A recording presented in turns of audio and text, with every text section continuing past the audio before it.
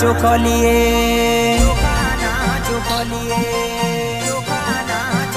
હો એક ચોખાના ચોખલીએ લખું નામ, એક ચોખાના ચોખલીએ લખું નામ. આજે અવસર આયો છે દેથડી ગામ.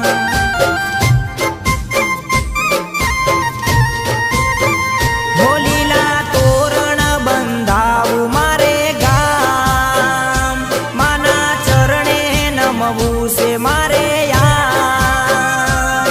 આજે અવસર